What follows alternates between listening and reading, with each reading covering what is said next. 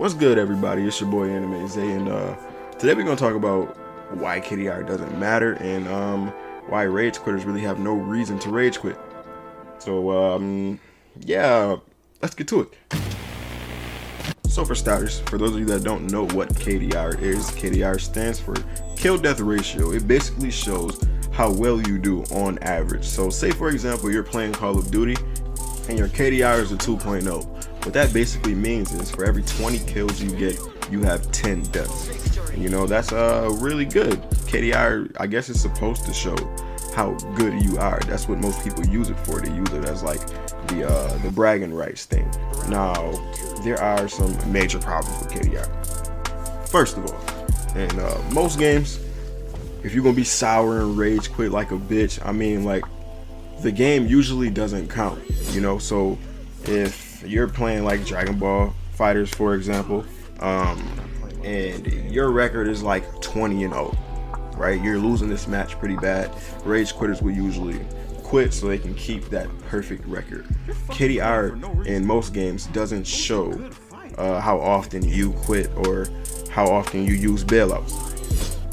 Reason number two KDR is fucking trash to use as bragging rights is because it doesn't really show improvement. You know, you could lose 20 games in a row and be like 0-20, and then within the next 5 games, like, you're like a god. But by that time, it's gonna be a little bit too late to fix your KDR. So your KDR might be like really low, but it doesn't reflect your skill level. You know, it doesn't really show the improvement, the battle experience. That entire aspect just isn't there. Like, it's not there at all. So yeah.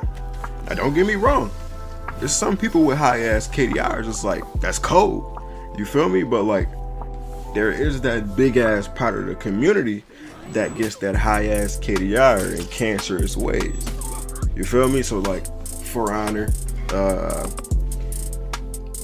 they get the high KDR in Dominion by running gank squad. Know what I mean? You ganking everybody with a Centurion or a Conqueror or something like that. Like, that's a real bitch way to get a high KDR. I mean, it's in the game, do it if you want, but like, if you be ganking and shit, I don't think you should run around bragging about your KDR because it don't really reflect your skill level, you feel me? So like, yeah.